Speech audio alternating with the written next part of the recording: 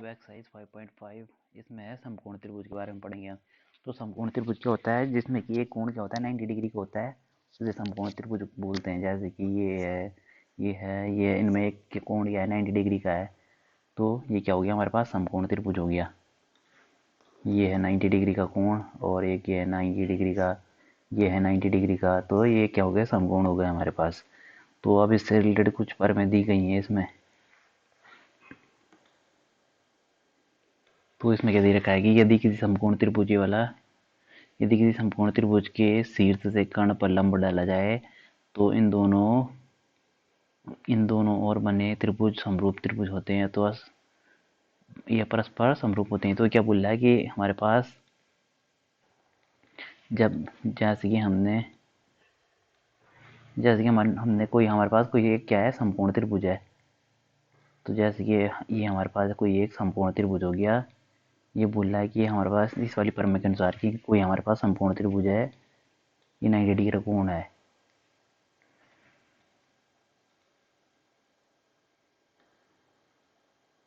ये समकोण त्रिभुज है, तो ये क्या बोल रहा है कि अगर हम यहाँ से क्या इसके डाले के शीर्ष से एक लंब डालें, कि बोल रहा है ये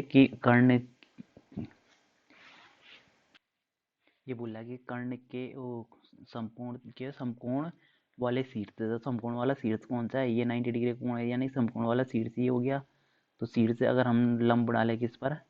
कर्ण पर लंब डालें, तो क्या बोल रहा है कि ये वाला त्रिभुज और ये वाला त्रिभुज ये क्या होते हैं आपस में समरूप होते हैं, और ये वाला त्रिभुज भी साथ में, जो जैसे कि हमारे पास ये ए बी सी और डी, हमने ये क्या डाला यहाँ से समकोण वाले वर्टेक्स से, जो समकोण वाला शीर्ष है वहाँ से लंब डाला, तो ये जितने भी त्रिभुज बनेंगे क्या क्या होते हैं आपस में संपूर्ण त्रिभुज समरूप होते हैं। तो जैसे कि ए बी सी, ये कौन कौन से त्रिभुज, A B C, triangle A B C, ये भी समरूप होगा किसका, ट्राइंगल ए डी सी के समरूप होगा। फिर ट्राइंगल ए बी सी समरूप होगा ए डी सी हो गया, और B D C, triangle B D C. और तीसरी कंडीशन ये और ये त्रिभुज और ये त्रिभुज भी क्या होंगे आपस में समरूप होंगे। तो ट्राइंगल ए बी डी समरूप होगा ट्राइंगल ए डी सी के। ये यही भूल रहा है इस वाली प्रमेय में। तो ये क्या हो जाएंगे सारे आपस में समरूप होंगे। और अब क्या है, एक संपूर्ण त्रिभुज में कर्ण का वर्ग शेष दो भुजाओं के वर्गों के योग के बराबर होता है। तो अब क्या बोल रहा है कि हमारे पास जैसे कोई संपूर्ण त्रिभुज है, तो इस कर्ण की कौन सी बोलते हैं, सबसे बड़ी भुजा होती है उसे कर्ण बोलते हैं हम। कर्ण हो गया, ये हो गया हमारा आधार, और ये हो गया हमारे पास लंब।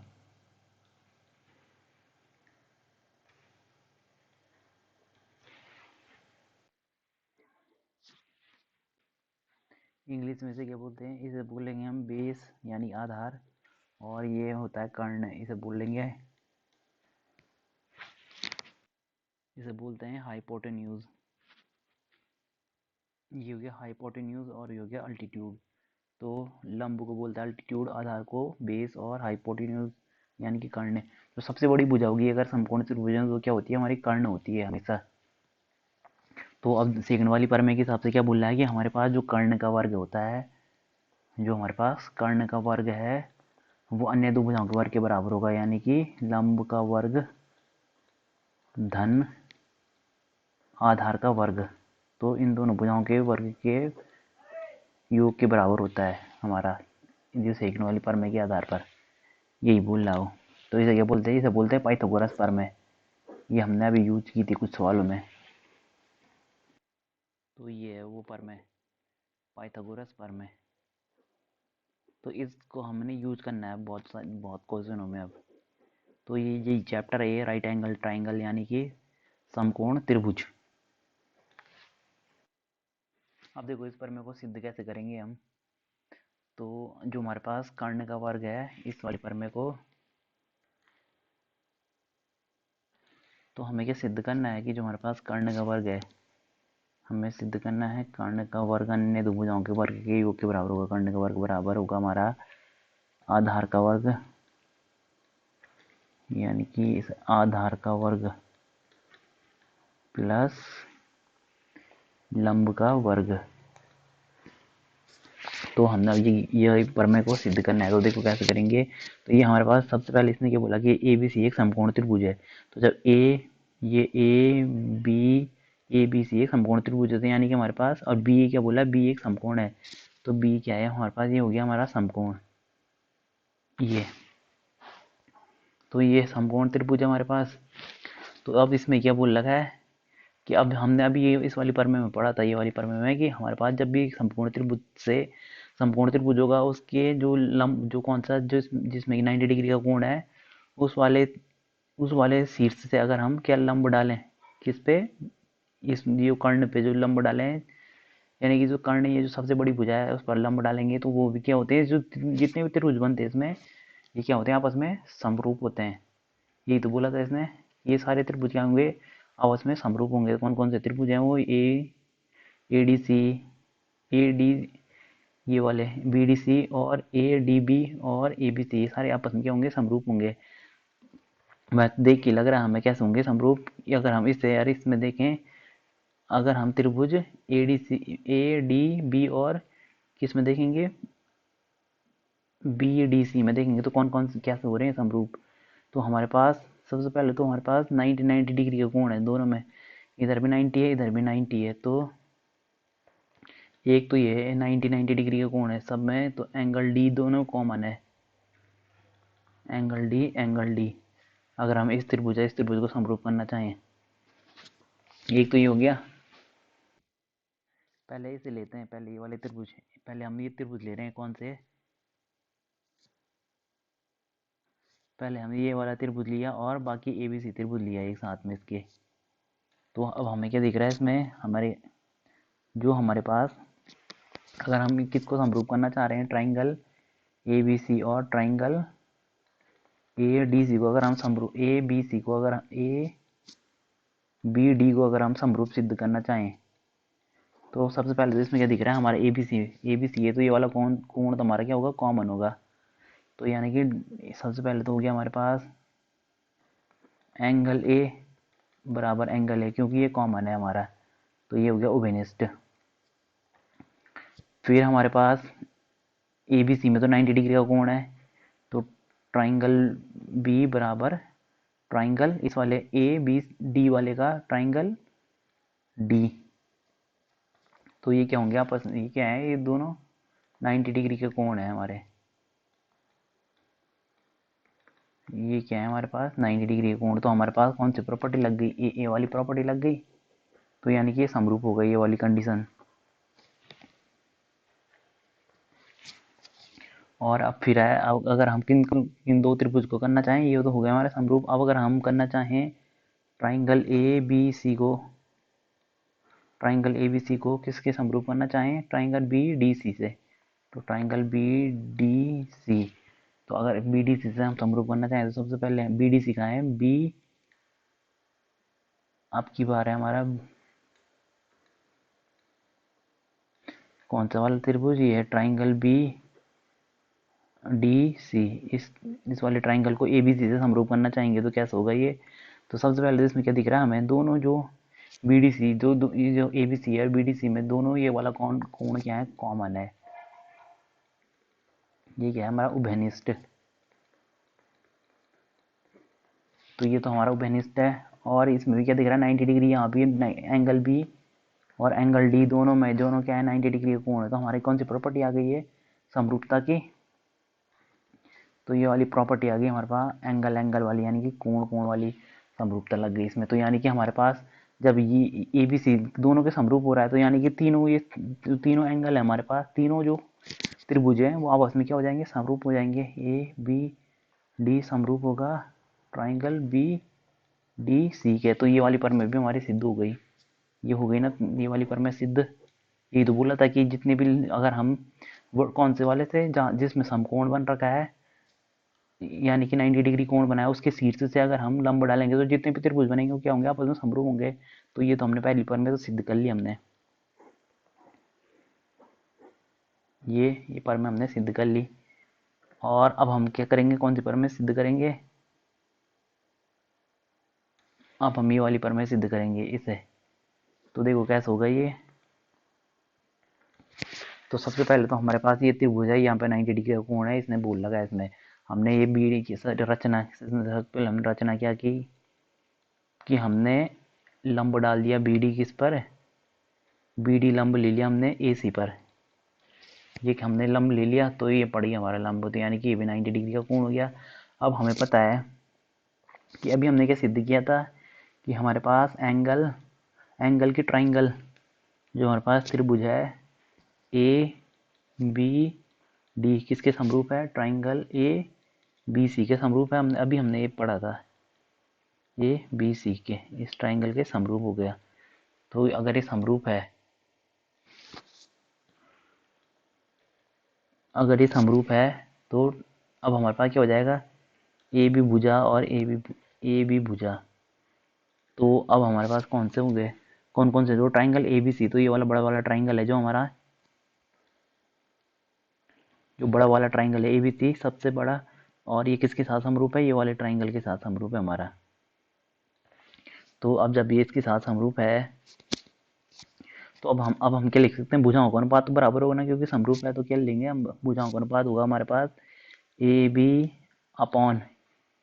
ए बी क्यों लिया हमने, कौन सा है ए बी, ये वाले भुजा, यानी 90 डिग्री के आगे ए बी है, तो इसके आगे यही तो है ए बी, 90 डिग्री के आगे, तो यहाँ भी 90 डिग्री के आगे कौन सा है,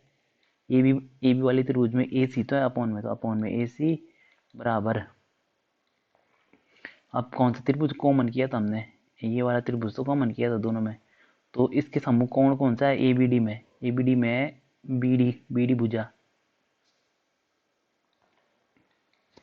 तो इसमें है बी डी भुजा, बी डी तो छोटे कोण का है, पहले बड़े कोण का लेंगे ना, बड़े वाले त्रिभुज का लेंगे ना,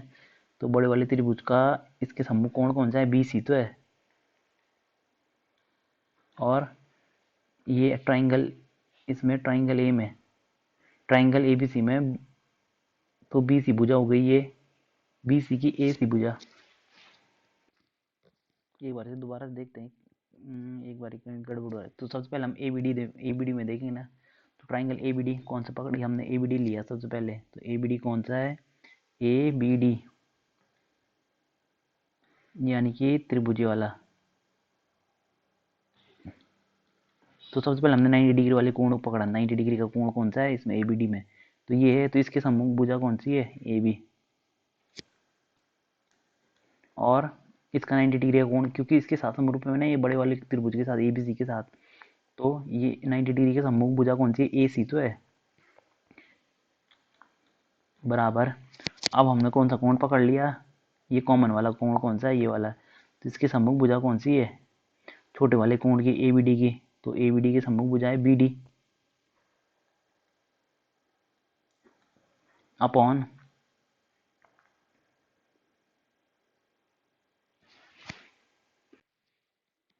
अपॉन अब ये जो हमारे पास ये छोटा कोण है, इसके सम्मुख भुजा कौन सी होगी, जो ए बी सी के सम्मुख भुजा, ये यही तो होगी, जब उसकी ए बी सी, तो अब ए बी सी में सम्मुख भुजा, इस वाले कोण के सम्मुख भुजा कौन सी होगी, बी सी, तो अपॉन में बी सी, और अब तीसरा कोण कौन सा बच गया, लास्ट ये भी ले लिया हमने, 90 भी ले लिया। अब हमारे पास एक कोण बच रखा है, कौन सा वाला, इसका तो ये वाला कोण बचा है, और इसका ये वाला, तो ये वाले कोण क्या होंगे, आपस में बराबर होंगे, क्योंकि समरूप त्रिभुज है, तो इसके सम्मुख भुजा कौन सी हो गई हमारी, ए डी, और जो हमारे पास ये वाला कोण है, इसके सम्मुख भुजा कौन सी हो गई, ये तो होगी ए बी सी में ए बी भुजा तो होगी, तो ये हो गया ए बी। अब हम हमें क्या चाहिए, पाइथागोरस प्रमेय में ए सी चाहिए, तो ए सी किस किस में है, ए सी ए किस में है, और ए सी चाहिए और ए बी चाहिए, तो ए सी और ए बी किस में है, इसी में, तो ए सी और ए बी, तो इन दोनों को लेंगे हम, और इसे हटा देंगे, इसे लेने की जरूरत नहीं है, तो हम सिर्फ इतना ले रहे हैं, ये ले रहे हैं हम A D upon A B, तो ये अब हमने इसको ले लिया। तो अब क्या हो रहा है, ये हमें क्या दिख रहा है यहाँ पे, ए बी का स्क्वायर, ये होगा ना वज्र गुणन हो गई, आपस में क्रॉस मल्टीप्लाई हो गई यहाँ पे,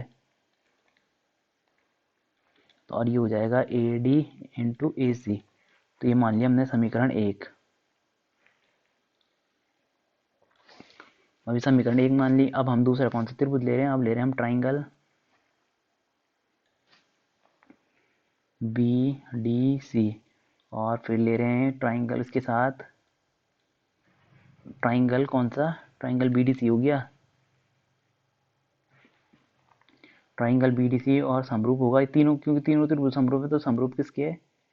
ट्राइंगल ए बी सी के, इसकी समरूप ले रहे हैं हम। तो अब देखो, अब जब समरूप है तो इसमें क्या सारी भुजाएं बराबर नहीं हो जाएंगी, तो ट्राइंगल हमारा क्या हो जाएगा, ट्राइंगल ओ भुजा बी सी अपॉन, इसका ले रहे हैं हम ये वाले त्रिभुज का, तो ट्राइंगल बी सी ये होगा भुजा बी सी, तो बी सी कौन सा है, ये हमारा बी सी, तो ये किसके सम्मुख भुजा है, इस वाले के, कौन सा त्रिभुज बी डी सी की बात कर रहे हैं आपकी बारी वाला, तो हमारा ये होगा कौन से किसके सम्मुख भुजा, 90 डिग्री वाले के सम्मुख भुजा है ना, ये छोटे त्रिभुज की, इस वाले त्रिभुज के,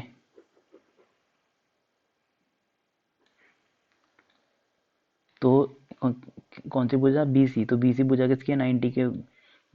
के सम्मुख है, तो ऐसे ही ये 90 डिग्री का, तो इसके सम्मुख भुजा कौन सी होगी, ए बी के, तो ये हो जाएगी ए सी। अब ऐसी और भुजाएं भी जो जो कोण बराबर होंगे उसकी सम्मुख भुजाएं भी वही दो बार, उन दोनों का ही अनुपात लेना है, तो ये हो जाएगा हमारा ए बी, ये हो जाएगा बी सी अपॉन ए सी, ये तो हो गया, और फिर होगा हमारा D C upon B C, और फिर होगा हमारा B D upon A B, तो ये हो जाएगा हमारा। तो हमें सिर्फ क्या चाहिए, अब हमें सिर्फ बी सी चाहिए, तो बी सी किस में है, एक तो इसमें है बी सी, और बी सी इसमें है, और ये एक बी सी ये, और ए सी और डी सी, तो हमें ये तो चाहिए नहीं इसमें, तो हमें कुछ ये इसमें तो कुछ मिल ही नहीं रहा हमें, क्योंकि ये इससे मैच नहीं हो रहा किसी से भी, तो इसे हमने हटा दिया, इसे लेने की कोई ज़रूरत ही नहीं है हमें, क्योंकि अब ये ले लिया। अब हमने क्या हो जाएगा, ये हमारा बी सी का स्क्वायर बराबर डी सी इंटू ए सी, ये हो जाएगा। अब ये हो जाएगा, तो हम अब ये होगा कि हमारे समीकरण 2, अब हमने क्या कर दिया, समीकरण 1 व 2 को जोड़ दिया, समीकरण 1 प्लस 2, तो ये हो जाएगा हमारा A B square plus B C square बराबर हो जाएगा हमारा A D into A C plus D C into A C, तो क्या हो जाएगा हमारा ए बी का स्क्वायर प्लस बी सी का स्क्वायर बराबर ए सी कॉमन है हमारा, तो ये हो जाएगा A D plus D C, तो ये क्या हो जाएगा वो हमारा, ये है डी सी, तो ये हो जाएगा हमारा ए बी का स्क्वायर प्लस बराबर, अच्छा प्लस ही था, प्लस ये प्लस बी सी का स्क्वायर बराबर हो जाएगा ए सी, तो इसकी वैल्यू कितनी है, ए डी, तो ये हो गया हमारा ए डी, और ये हो जाएगा हमारा डी सी, तो ये बराबर के लिख सकते हैं हम सीधा सीधा, इनटू ये इसकी जगह हम लिख सकते हैं, इसकी जगह सीधा सीधा लिख सकते हैं हम ए सी, क्योंकि ए सी तो ये, और यहाँ से लेकर यहाँ तक ए सी तो ये, तो ये हो जाएगा हमारा ए बी का स्क्वायर प्लस बी सी का स्क्वायर इक्वल टू ए सी का स्क्वायर, तो आ गया ना हमारा पाइथागोरस पर में, ये वाली जो ये वाली इक्वेशन थी हमने सिद्ध कर ली पाइथागोरस, तो यानी कि ए सी का है हमारे पास, क्या क्या सिद्ध किया हमने, ए सी, तो ए सी क्या है हमारे पास, जो सबसे बड़ी भुजा होती है समकोण त्रिभुज की, जो समकोण त्रिभुज ए बी सी है इसकी सबसे बड़ी भुजा ए सी है, तो ए सी यानी कि ये हो गया कर्ण का वर्ग। अब बी सी क्या है हमारे पास, बी सी, तो बी सी क्या है इसके, बी सी आधार होगा या फिर लंब होगा, तो ये तो आधार हो सकता है, ये लंब हो सकता है, तो ये क्या है हमारे पास, इसे हमने मान लिया लंब, और ये हो गया आधार,